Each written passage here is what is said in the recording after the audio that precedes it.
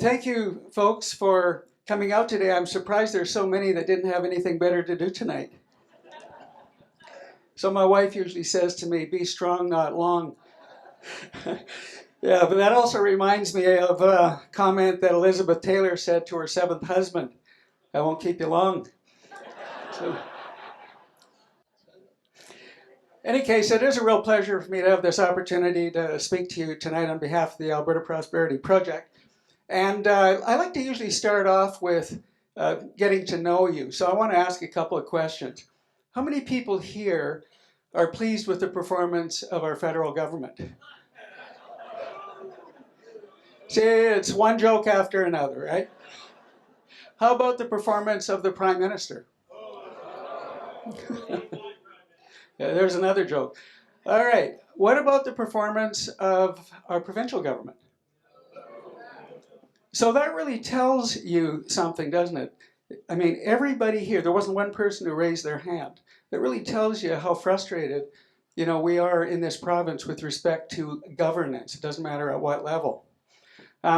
So how many people here then are concerned about their individual freedoms, rights, and prosperity? Yeah, there's a show of hands for you. So you're not alone. I don't know if you saw that Angus Reid survey was released on January the 12th, and it pointed out that 87% of Albertans polled were concerned about inflation and the cost of living. So, you've joined the club with all those people as well, or you're one of them, of course. And, just a few weeks before that, Jack Mintz, the chair of public policy at the University of Calgary, came out with an article reported in the National Post on November the 11th. And in that article, he pointed out that ending our oil and gas industry will result in a 1/3 reduction in the average income of Albertans. Now, we truly are facing an existential threat to our very way of life, to our individual freedoms and rights, and to our prosperity if we do nothing.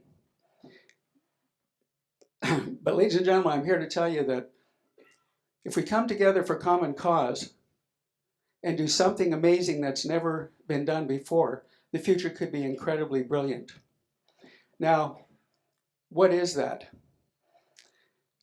Well, the purpose of the Alberta Prosperity Project is to unite all Albertans, businesses and organizations, to protect their interests, their individual freedoms and rights, and their prosperity by enabling Alberta to chart a new path forward. So what is that new path forward? Well, before we really get to that, let's detail a couple of issues with respect to the dilemma that we're in. And we'll look at the dilemma that we're in through the lens of freedoms and prosperity. Now, how many people here would like freedom from being overgoverned, overregulated, and overtaxed? How about freedom from wokeness, cancel culture, critical race theory? And what about freedom from the Great Reset? And freedom from corrupt government? Look at the freedoms that we've lost. Do we have freedom of speech? No.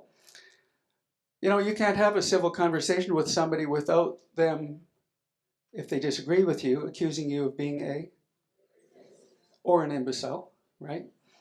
What about freedom of assembly and freedom of association? Well, we're doing it today, but look what happened recently. We certainly lost that. What about freedom to travel? Are you aware that the Prime Minister is intending on implementing restrictions on how far we can travel by train, plane, and automobile, all in the name of climate change? You're aware of that. What about freedom to own and enjoy property? How many people own their home without a mortgage? Just don't pay your taxes and you'll find out who really owns your home. So the point is we don't even really have property rights. So that is a serious problem for us. But the Great Reset is an even bigger problem. When you think about it, it's not often we know the future. But in the case of the Great Reset, I thought it was a conspiracy theory at one time.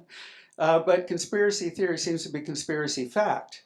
And there's so much publicity, you can look it up. The WEF, everybody's in the media are talking about the Great Reset and how wonderful it's going to be.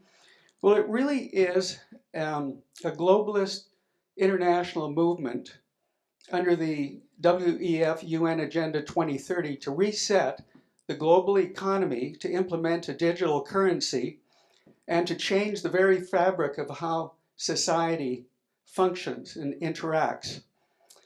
Using banks, governance, and environmental social metrics to control billions of people around the world.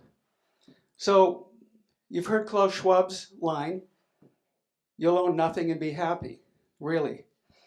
Well, if you don't pay your taxes, that will happen, but that has nothing to do with Klaus Schwab. But then we've got this other thing coming as well that's been proposed, and that's the digital ID. That digital ID will pin you, it will categorize you, it will track you, and it will control you via your cell phone. Everything that you buy, every transaction that you make will be known, and you will be given permissions in order to, based on your credit score, as to whether or not you can buy something or travel somewhere. A little vodka takes the edge off.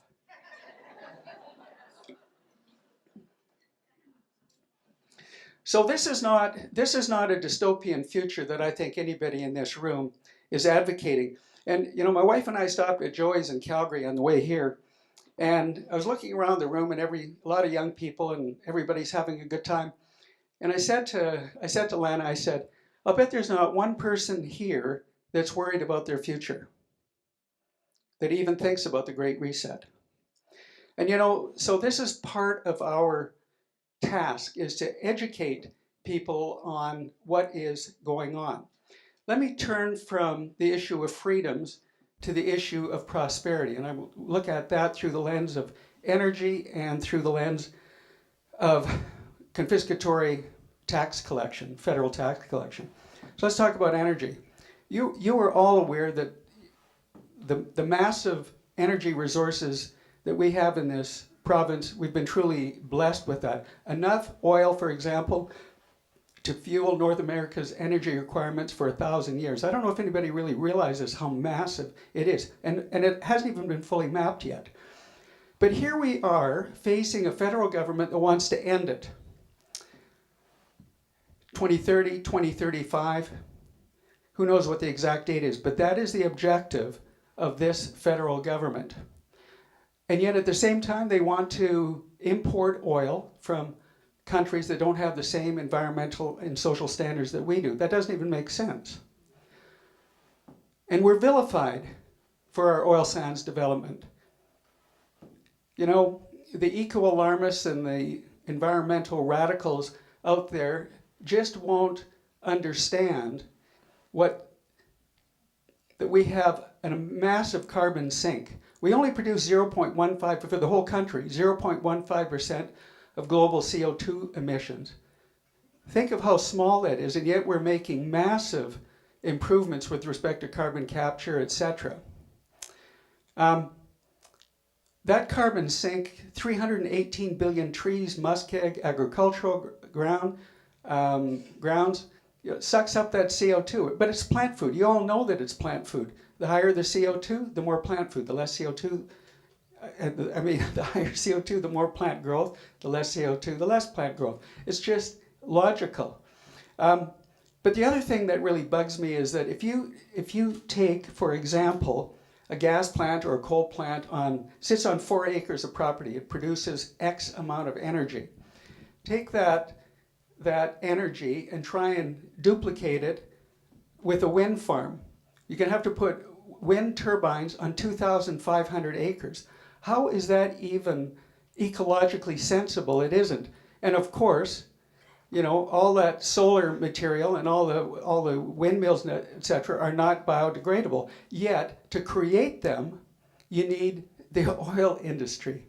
See, people don't understand. For example, if I were to ask the question here, how many people here know how many products emanate from a single barrel of oil?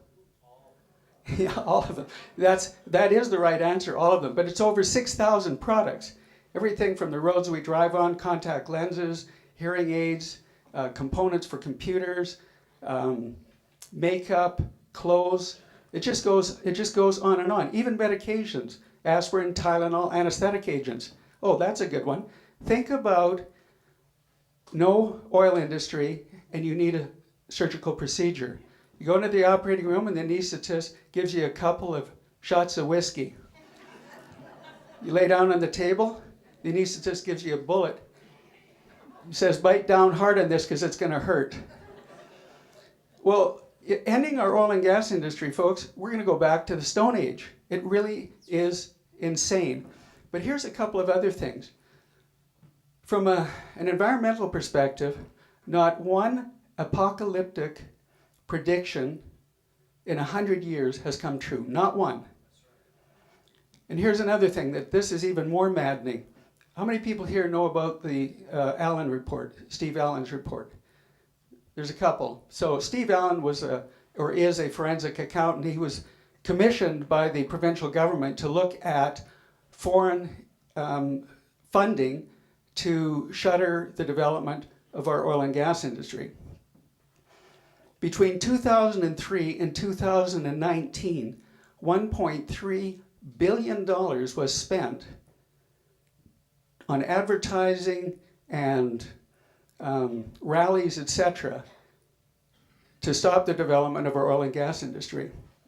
This funding came from numerous organizations, governments, such as Russia, and many other corporations that were in competition with us here in Alberta, as well as insane as this is, our own federal government funded these environmental organizations like Tide, Suzuki, etc.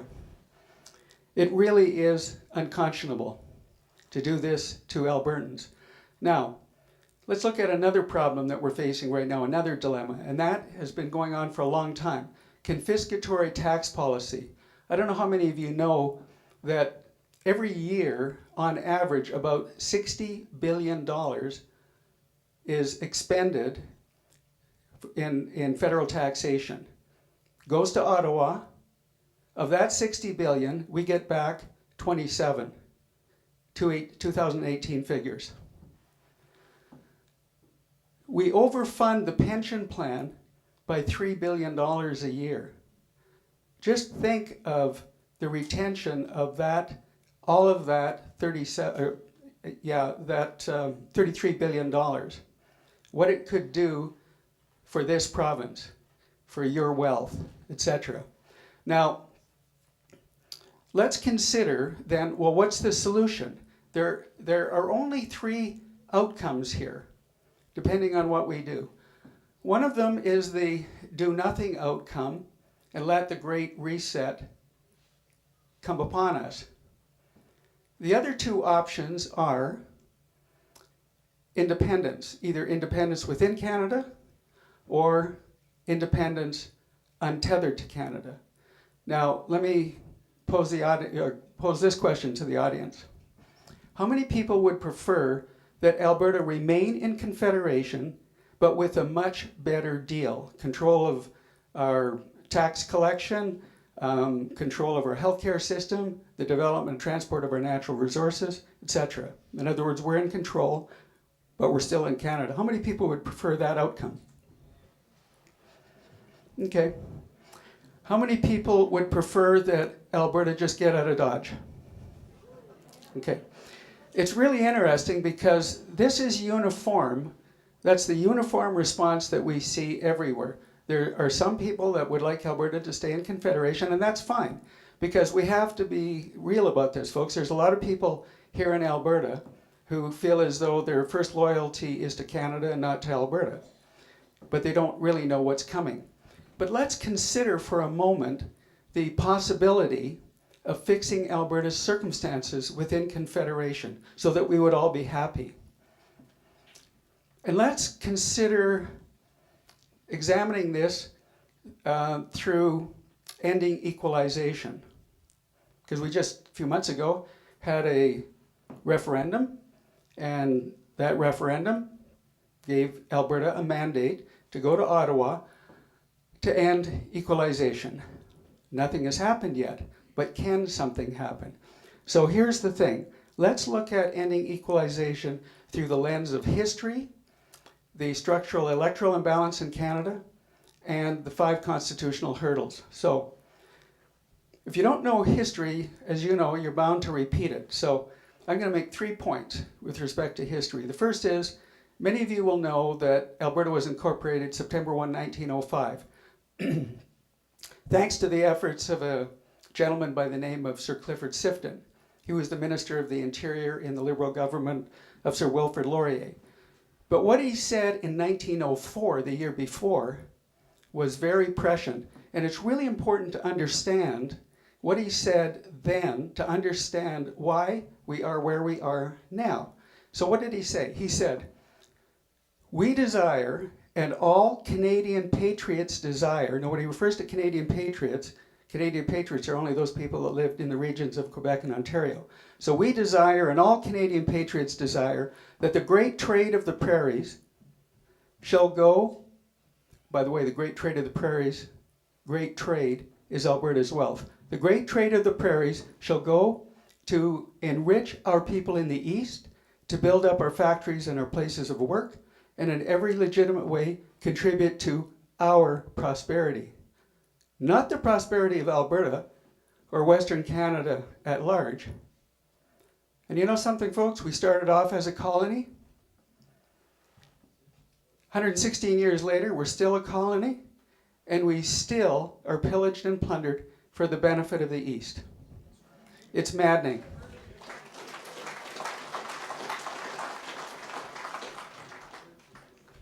Now, how many people here, by raising their hand, remember the national energy policy? All right, this is the third point. Do you remember how it was sold to you? It was sold to you this way.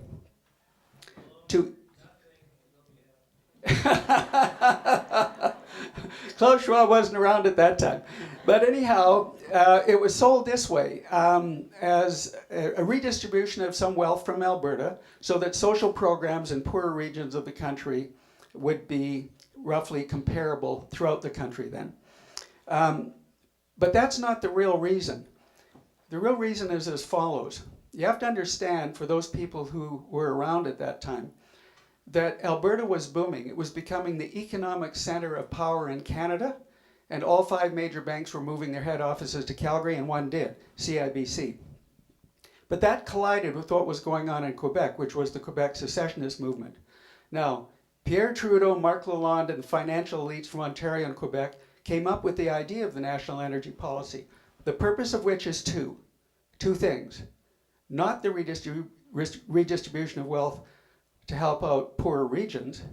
It was to prevent Alberta from ever again becoming the economic center of power in Canada, number one, and to buy Quebec's loyalty to Canada with Alberta's wealth. So, I just find that extremely frustrating to even think about. Now, in 116 years, not one federal government and not one provincial government, and I loved Ralph, was able to ever protect Alberta's interests, prosperity, or self-determination. Not one. And that's why we're going downhill, not uphill. Now, if you think we can end equalization when you understand that history, think about the structural electoral imbalance now. We don't have representation by population, and even if we did, it wouldn't matter. But to the point, Prince Edward Island has 1 elected MP for every 40,000 population. We have 1 for every 130,000 population. It's no better in the Senate. What that means, ladies and gentlemen, is 2 things. Number 1, every federal election will be decided by voter-rich Quebec and Ontario. Number 2, it doesn't matter a whit which federal government is in power or which party is in power. They will always pander to the wishes of Quebec and Ontario at Alberta's expense. And we've put up with this for far too long. Now, if you still think you can end equalization, here's where the rubber meets the road. changing the Constitution. Now, in order to end equalization or any other egregious program that harms Alberta and your interests, you'd have to have a majority vote in the House of Commons in favor of opening the Constitution and changing it to benefit Alberta. Second, you'd have to have a majority vote in the Senate. Third, you would have to have a majority vote in 7 of 10 provincial legislatures representing 50% of the population, also voting in favor to end equalization. How do you think Quebec would vote? They get 2 of every $3 of equalization. And that brings up Quebec as the 4th barrier. Quebec believes that it has a veto, and they haven't even signed the Constitution. And number 5, if it becomes a constitutional battle, which it would, then how is a constitutional battle adjudicated? By the Supreme Court. And how is the Supreme Court appointed? 3 justices from Quebec, 3 appointed from Ontario, 2 from the Maritimes, and 1 from all of Western Canada. Oh, sorry, I got that reversed. 1 from the Maritimes and 2 from all of Western Canada. So you can see the cards are stacked against us to fix our circumstances within Confederation. Now, one other point. There have been 2 attempts to change the Constitution. Charlottetown Accord, the Meech Lake Accord, they both failed. So if anybody thinks that it's really possible to change the Constitution to benefit Alberta, it really is a hill that's extremely difficult to climb. Now, what's the alternative? Well, the alternative is for Alberta to chart a new path forward as an independent, sovereign constitutional republic. But the truth, folks, is neither of those paradigms is possible. Why? Simple. There is no leverage. Alberta doesn't have negotiating power in order to go to Ottawa, end equalization, or do anything to fix Alberta's circumstances. Alberta does not have the leverage to become an independent sovereign nation. But it could. And you all can make it happen with your fellow Albertans. And the only leverage that can work to either chart a new path forward within Confederation for Alberta, or for Alberta to become a new sovereign constitutional republic, is a successful referendum on independence, because that gives Alberta moral and legal legitimacy to chart a new path forward. Now, how would it look? It would look like this. So, a government is elected in 2023. I'm going to tell you how we're going to make that happen. And I won't tell you which government, but I might. Or not. So a new government is elected in 2023. That new government has committed that it will do certain things. Number 1, it will implement something along the lines of the Alberta Sovereignty Act, which Rob Anderson and I both agree on is a good idea. What that will do is that will create some new banking regulations, say for Service Credit Union and ATB, to protect depositors from CRA. Now, I think you would want to be protected given what you've seen happen with the truckers and those people who donated. So that's one piece of legislation. The others are pretty straightforward, such as immediately taking control of policing, pensions, immigration, employment insurance, and provincial tax collection. Provincial tax collection then sets the stage for the ultimate collection of federal taxes as well. Okay, so 2023, government is elected. It does those things that I've just said. Somewhere around 2025, a referendum on independence is held.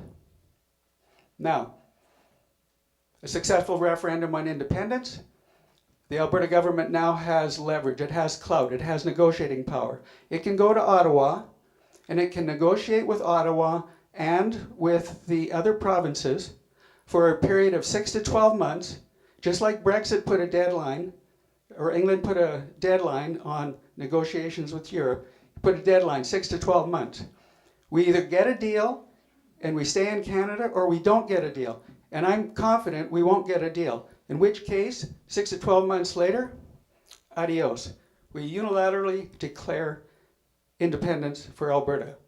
We have the moral and legal legitimacy, and international rule of law recognizes the will of the people in that type of a referendum. Now, if anybody wants to know about the Clarity Act, I'll tell you how we deal with that as well.